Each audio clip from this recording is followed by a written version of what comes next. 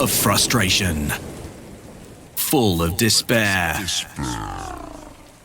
From years of hurt, disappointment, and relegation.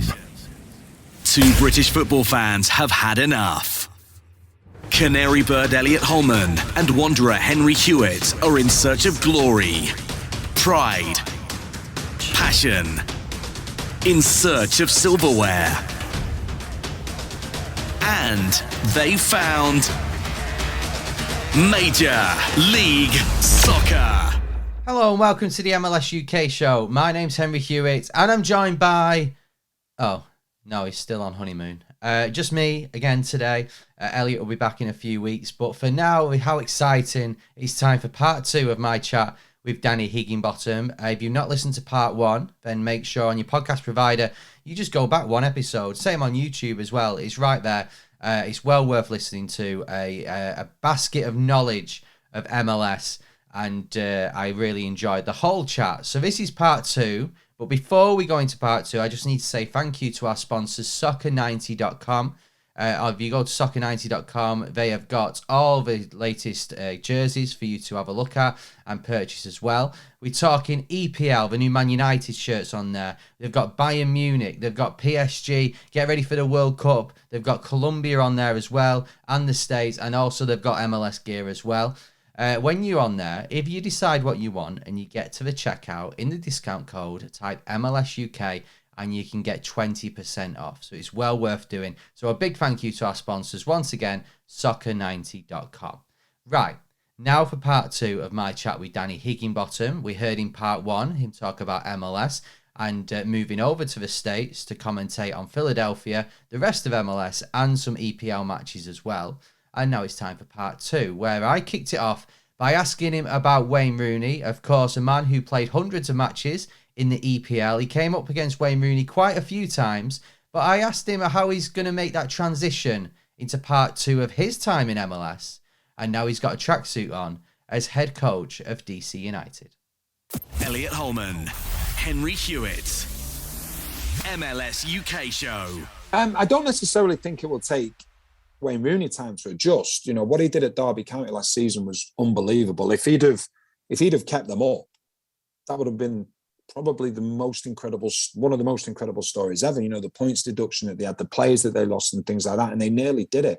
So I don't think Wayne Rooney's coming over here and being like, okay, well, you know, I'm going to change this, do this, do that. It will take time. You know, they've lost a few players. You know, Gressel's recently just gone, and he's one of the best wing backs in the league.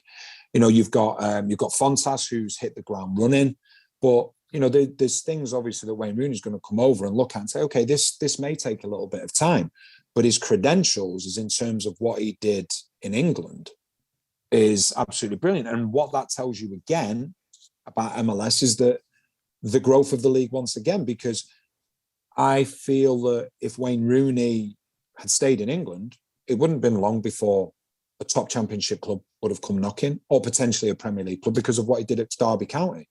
So for him to come over here, come back to DC, where obviously he did so well as a player, that speaks volumes about the league, because I'm pretty sure that he will have had offers in England, and then he would have been getting more offers as the season went on as well. So I think it's a huge positive for the league. And I think everybody understands when a new manager comes in at times to a club, sometimes it's going to take a little bit of time, because you've got the roster that you have to change and you have to do certain things, and the different elements within MLS that may be different to transfers in other parts of the world. So it can take time. But if you're talking about his ability to manage and what he did, he will never have to deal with a bigger pressure than what he had to deal with at Derby County last year, where it wasn't just about, is this team going to get relegated? It was about, is this team going to exist next week, or, you know, the next 2 weeks? So I think that he'll do a great job. But like I say, it will take time to turn things around, because they've not had a great season. So what would be a good season for DC? We spoke about this on the podcast. Like, what do we expect from Wayne Rooney in the immediate future? For you, what would be a good season for DC? Should they be aiming at playoffs, or is it just getting a bit of consistency going into next season? I think obviously it's stabilizing. I remember, obviously I hadn't moved over here at the time, but a few years ago, I think was it DC? Yeah, DC United. They had a crazy result. It was against Orlando. This was a few years ago, and then that just took them on this unbelievable run. It took them on an unbelievable run. I think they ended up making the playoffs. I may be wrong, but I think they went on this crazy run. And before they played, I think it was Philadelphia Union, they played Orlando and had a crazy result, 1-5-3. And I remember speaking to Chad Ashton, who was obviously the interim manager at the time. And I mentioned that to him, and he said, but there's been a big turnover since then. There's not many players still at the club from that time. So you just never know what can happen. There'll be so many teams within MLS looking and going, if we can get on a good run, then we could make the playoffs.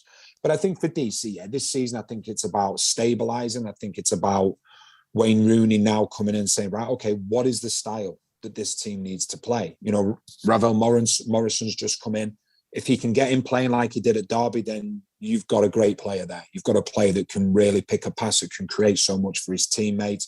So I think that's what the rest of this season will be about, deciding what's Wayne Rooney's style, what's the system, what's the players that he wants, what else does he need to bring in, whilst also trying to get results as well, and then see where it takes them.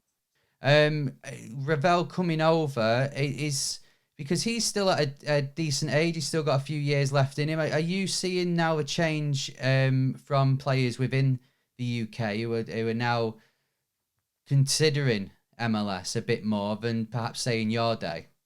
Yeah, I think so, because I think what you're starting to see now is MLS is getting a bigger platform all the time with the people that are coming into the league, whether it be as a manager, whether it be as players, but the younger players that are leaving the league as well, because they've done so well and are going into Europe and going and having success. So I think then what happens is all of a sudden it's like, well, hang on a second, you're getting these top players coming over, and the age is getting younger now when these players are coming over to MLS, which I think is a huge thing.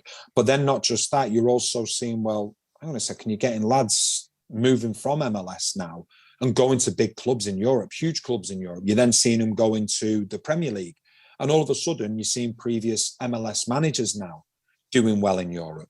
So I think when you add all of that together, I think it becomes a very, very attractive proposition for players to want to come over, because there's so much now that's working in their favour. You look at Shaqiri, another player who's come over. Players that are, I look at Gareth Bale and he's, 32, 33? I don't doubt for 1 minute that he could probably have stayed in Europe without question. I think he's still got so much to offer, but he's decided that, he wanted to come over to America. So I think there's a lot of different instances. If someone says, well, okay, why would you want to go over to MLS? There's so many things now, whereas if you go years back, obviously it wouldn't have been the same. Now it's, well, the young players that are coming through, the players that are coming over, the managers that are having success in MLS and then going elsewhere. So, it's probably at its highest stock that it's ever been now. And I think the idea now is that it keeps growing. And I don't see any reason why it can't keep growing in a real positive way. So, Danny, I want to ask you a bit about your career, and because there's a few bits that do link nicely to MLS, which I'll explain in a moment. But just on your point there about saying about how it's growing, the Apple TV deal that has been signed this summer, what are your thoughts on it, and what do you think it can do for the league? Well, I think straight away what you're doing, straight away when Apple gets involved, I think straight away that signifies something, because they're one of the biggest brands in the world, so I think that's going to help hugely. I think the fact that now it becomes worldwide, so people can watch it all over the world, I think is another big thing.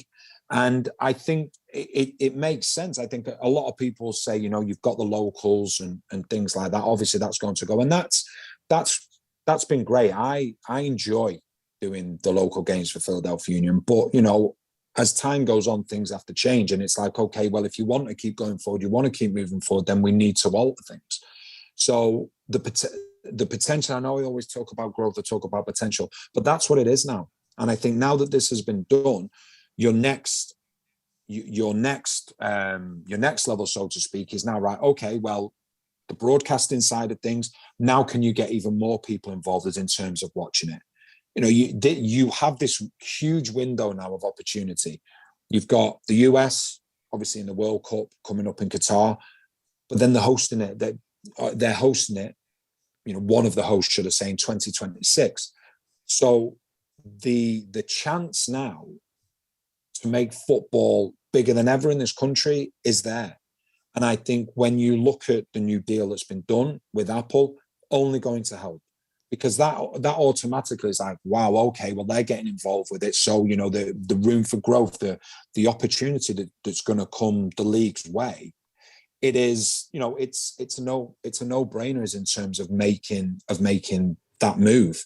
And it's going to be interesting to see how it plays out and how they go about it. But like I say, it's a massive opportunity now in this window between now really in 2026, when the World Cup comes to America, to say, right, okay, this is where we're at now. And then that 2026 range, or even just before, that can become the pinnacle where, football just goes completely crazy over here leading up to the World Cup.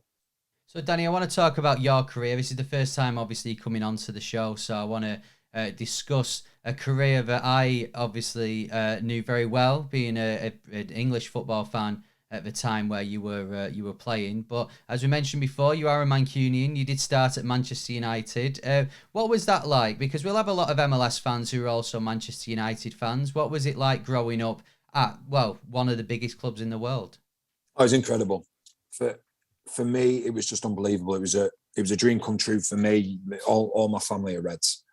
There's no in between. All my family are Reds, and I was there from like the age of 10, and I had greats like Nobby Stiles, may rest in peace. He was coaching me. Eric Harrison, another one, unfortunately passed away.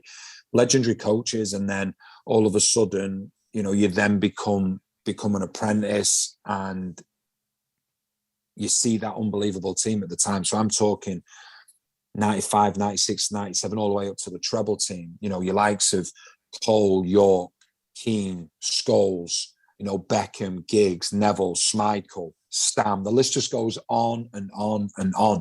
And it was just, it was an honour for me to just be involved. And then you got the greatest manager in the world in Sir Alex Ferguson. To be around that for as a full-time, from when I left school at 16 to when I was 21, to be around that for 5 years was incredible. To make my full debut at Old Trafford in, I think it was 1999, was unbelievable. And just to play for the team six, 7 times, that was it. To go on, journeys around Europe with them, to go to the World Club Championships, to go to Brazil, to go to Tokyo.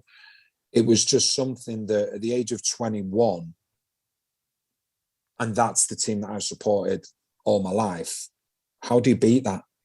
And your career's only just starting. So I just consider myself so thankful that I was able to be there from a young age, and to be able to play a few games for them as well.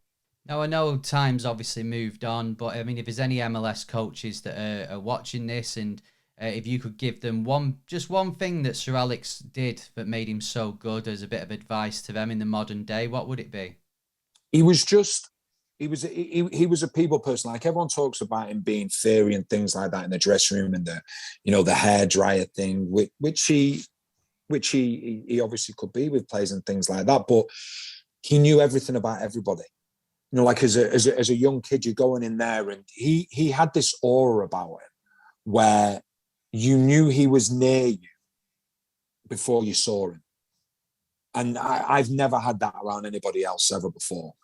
And then he'd walk up to you, and then he'd have just a conversation with you. I'm a snotty-nosed, spotty-faced 16, 17-year-old, and and he's having this conversation with me, and it was incredible. I played in Belgium for a year, and then he was great when I came back. And then I'll never forget, about 2.5 years ago, just before I moved over here, just before he had his illness, which thankfully he's fully recovered from now. I was coming back from London. I've been working in London, and I was on a train, and I've got onto the train, and he sat there. It's the first time I've seen him in years.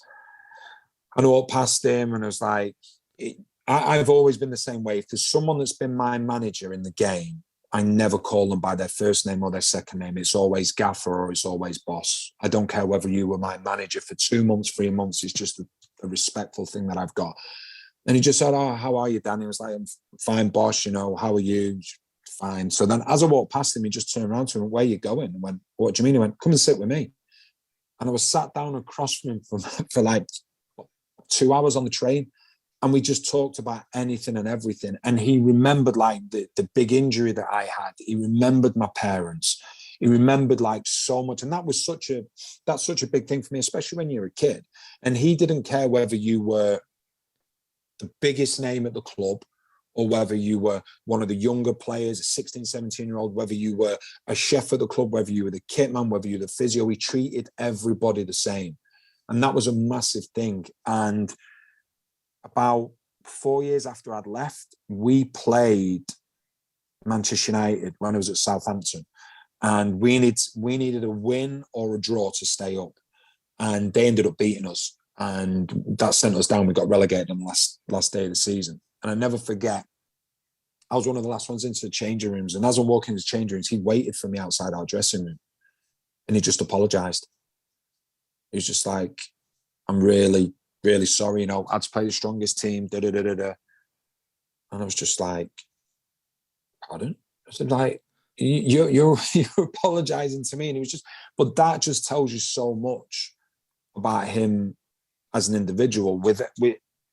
He was brilliant. Even like I say, I didn't get to spend that much time because I left when I was 21. Wasn't good enough to be in that first team, which, you know, isn't a problem when you look at the squad that they had at the time. But yeah, he had such a huge influence on my career in every aspect. And he was just a genius and so far ahead of his time.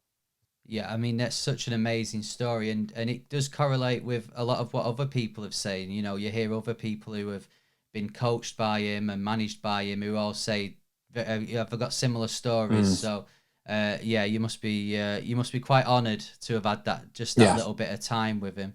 I know when you went to Belgium, you had a difficult period, and I know he helped you out at the end of that. But what I wanted to ask in regards to that, because you went to Antwerp on loan, you've seen a lot of MLS players at the moment that are going over to Belgium and Austria, you know, these sort of smaller leagues within Europe as a sort of stepping stone to one of the bigger leagues. What advice would you give to one of these players who perhaps is going to a league like you in Belgium, but you don't really know much about it? How do you adapt? How do you learn very quickly about that? You just got to embrace it. You have to embrace it. I think because I've had different experiences of it. So I went over to Belgium, played at Antwerp, and there was 18, I think it was 18 different nationalities at the time. And everybody just embraced everybody. You know, there was different cultures. Everybody respected that. And, you know, then I had it in England where I saw foreign players come over. I saw, regardless of the quality of the player, I saw players come over and embrace the culture. And straight away, it made life so much more easier for them. Whereas there was other players that would come over and be like, "Oh, you know what? But I miss this from home and this from home and that from home." And you just have to, wherever you go, I think there's two things really. I think if you embrace the culture of wherever you go to, whatever country, whatever city, I think you end up feeling better. You get used to the area quickly if you embrace everything. But not just that, I think you gain the respect of your teammates and the supporters as well. And I think that is a huge thing. So for example, Philadelphia Union, Stuart Finley, you know, he came over and he would have played a lot more MLS games if it wasn't Jack Elliott and Jacob Glesnes, you know, arguably two of the best centre-backs in the league. But he embraced everything about the city. He embraced the culture. He embraced the players, embraced the club. And then every time he was called upon, he was magnificent. He would never let anybody down. He was brilliant. And he's now gone back. He's just joined Oxford United, and, you know, good luck to him. You know, I hope he does really well because he's a great guy. But you could see from the minute he came over, the Philadelphia fans just took to him because he embraced everything about the city. He embraced what the city stood for as well. And that for me is the biggest thing. Having gone and played abroad is, I loved it at Antwerp, you know, and it was very difficult for me. The first 3 games, after the third game, and I go there as a 19-year-old kid, everyone expected me to turn things around as a left back. And after my third game, we got beat 5-0. I go back to the stadium and I'm like, being naive. I'm like, oh, there's loads of supporters waiting for us. That's brilliant. So all the players get off the bus. I get off the bus last and they come for me. Like all of them are coming for me. And then the manager's wife, she pushed them all out of the way.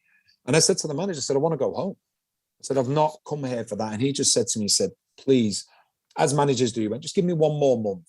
He said, you know, we're on the cusp of turning things around. I was like, we just got beat 5-0 against one of the worst teams in the league. We're on the cusp of turning things around. I said, I want to go home.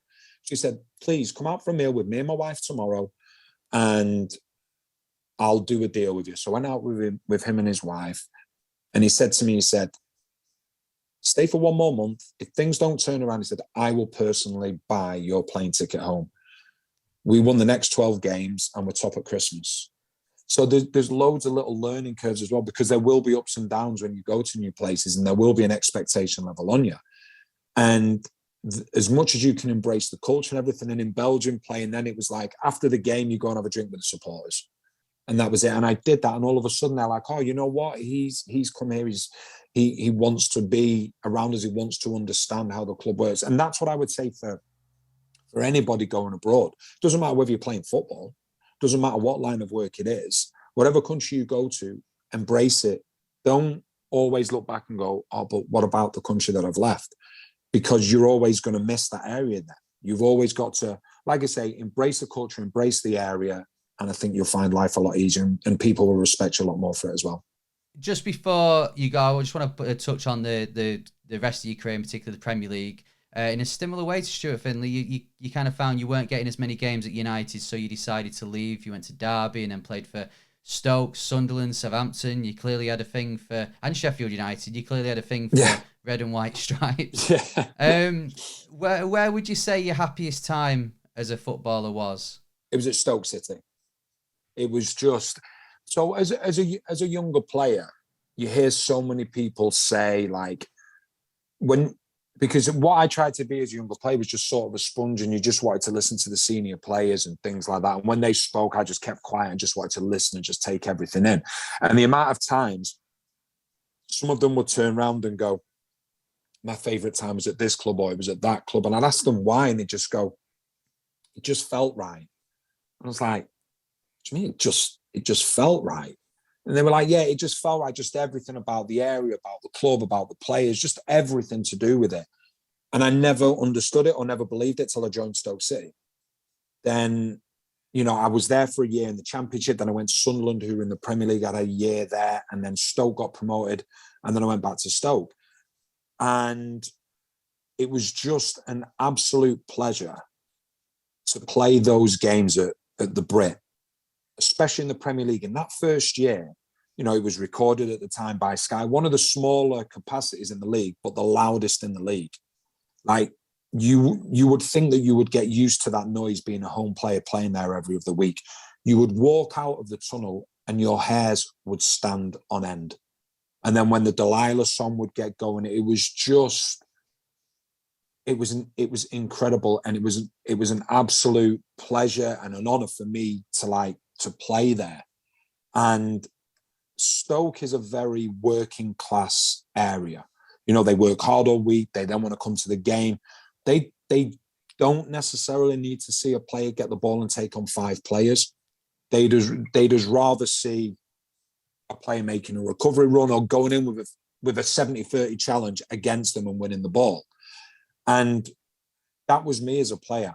I wasn't silky skillful. I couldn't get the ball and go and take 4 or 5 players on, or even one player at a time or anything like that. I was a player that was like, okay, if a manager said to me, go and run through a brick wall, I'd try and do that because I knew what my strengths was. And that was my strength, that I would, you know, give everything that I had. And that's what they wanted. And there was a group of players at that club in that period that mirrored the city and mirrored the fans. And for me, it was just, I had great times at other clubs as well, don't get me wrong. But it's just being part of that journey at Stoke, from joining the club just after Tony Pulis had come back in the Championship and not really having a training ground. We just had a field, which we used to have to drive to from the stadium. You get in, 12,000, then all of a sudden there's going to be a red card demonstration against Tony Pulis. And then it was a masterstroke. He signed Lee Hendry. Then we signed more players. Then all of a sudden we just missed out on the players, but we were arguably the best team in the league towards the end of the season on our performances. And then just seeing the team go from strength to strength and the club go from strength to strength as well. So there was just so much within there. But yeah, to go back to your question, it was Stoke City without question. Do you think at Stoke, because obviously at that time you were known for playing a certain style, a style that was to your strengths, as you just said there. You knew your strengths as a player, and Stoke played to your strengths. When you see teams now, and the popular way of playing is playing it out from the back, passing it around, and then we've seen now there's been so many instances where defenders or goalkeepers are passing it out and the attacker comes in and score. Does that frustrate you that teams, perhaps maybe you aren't good enough to play the Pep Guardiola style, especially in MLS, are playing it and then conceding goals? Are you kind of screaming down your microphone going, just play to your strengths? No, not at all. Not at all, because every manager has their style, has their identity, and who am I to say that shouldn't be their identity? I understand where you're coming from like players potentially not being good enough, but you know, as a manager, I think when you first go into a club, it is all about getting the results. So first and foremost, you get the results, that gives you more time. But then what you'll see is that a manager then wants to bring his ideas in. I think the most difficult thing can be is that if a manager comes in with a style and implements that style straight away when he hasn't necessarily got the players. The best managers are the ones that come in and go, right, okay, what suits the player's style? And then what I'll do as we win games, as we get higher up the league, that buys me more time. That gives me the opportunity to then go and bring players that do suit the style. But no, not at all. It doesn't bother me because, you know, the managers are there. What I would say that not bothers me, but frustrates me a little bit at times is that sometimes football can be very, for want of a better word, very snobbery, where it's like, well, there's only one way to play. And if you don't play this way, then it's not the right way. And I disagree with that, because if I was to say to most people, okay, what would you prefer your team? Would you prefer your team to play the so-called wonderful game, but lose every game and finish bottom of the league? Or would you prefer your team to play to its strengths and get results and have success? Now, some supporters may turn around and go, I just want to see my team playing good football, even if we lose or what have you. So that's the thing that frustrates me a little bit, because at the end of the day, in football, when you get past a certain age and when you're into the professional game, it's all about winning. So if you're turning around to a 16 and 17-year-old, an 18-year-old and saying, played really good football today, lovely football, I liked how we tried to play it out from the back, but we got beat 5-0. But then what happens to that player in a year's time when all of a sudden he's involved with the first team? They get beat 5-0. Is the manager going to come in and say, I like the way we played today? You know, you should be okay with that. So there has to be that crossover then. There has to be the crossover with the younger players going to the senior side of things. But there's more than one way to win a game. So I do get frustrated when people say, oh, look at the way they're playing football. But that might suit that individual team. But it's in terms of getting frustrated from seeing players play out from the back, very, very rarely do I get frustrated, because it adds to the excitement and it's obviously what the manager wants. So it is each to their own. Just before you go, I've got to ask, I mentioned before that your missus is from America. This winter, is it going to be a split household? Or are you going to have your no. flags of St. George's up in the window? That's it. That's it. Job done. And yeah, but it's going to be interesting, because I've had so many people come up to me and go, how do you think, you know, the US will do against England? And it's like, you just don't know. You go back to 2010, you know, and they've got some good players, the US, you know, no question, they've got some good players. But no, I'll be buying the England shirts for me and the kids and the wife. So, you know, it's, yeah. So we'll see. But then, I'll be supporting the US the rest of the way through the World Cup as well as England. But that one game, it's got to be about England. Well, you're okay. You've got just the two teams to decide. We've got, obviously, as the MLS UK show, we've not only got England, we've got Wales, we've got the US, so Canada go on, then. as well. If they so what are you doing? What are you doing? We've got to stick with England. Yeah, that's it. England first, and then US and Wales can fight it out. There you go. Yeah, and I mean, as long as Iran lose every game, then we're covered on all bases. Yeah, you're covered with the group. But no, I want to see the US do well. Obviously, England first and foremost. But my second team then is to look out for is the US. I've been following how they've been doing, the young players coming through, and how well they got through to the World Cup as well, because there was some challenging games and they dealt with it. They had a lot of injuries. Hopefully, there are some injuries that they've got at the moment to key players where they'll be fit and raring to go for the World Cup. And then, England-US game, it'll be a close game. I don't think it will be one-sided. I think there's a lot of individual talent in this US team and the average age of the team as well. That's the biggest thing. It looks so good for the future for them. I echo that. I think, 2026 World Cup might be the time where the US really make a mark on the World Cup. Danny, thanks so much. As I said at the very start, it's been a pleasure speaking to you, not only about MLS, but to a fellow Manc as well. Enjoy the rest of the season, enjoy the World Cup, and hopefully we'll get to speak to you again soon. You too. Take care, mate. Elliot Holman, Henry Hewitt, MLS UK show. So there we go. That was part 2 of my chat with Danny Higginbotham. I hope you really enjoyed it. If you missed part 1, don't forget you can go and listen back to that on your podcast provider or on YouTube. After this episode finishes, if you've not listened to it, it'll probably send you there anyway. So while you're there, if you're on your podcast provider, please leave us a rating. Elliot won't forgive me if I don't say 5 stars only, LA Galaxy style. It really helps us out when you leave a rating with 5 stars. And on your YouTube as well, subscribe, click the notification bell. It all helps. And like every single one of our videos. Okay, you don't have to do that, but that would help as well. Right, we'll be back very soon. Elliot's still on his honeymoon. We'll be back with a main episode and an episode of Stoppage Time.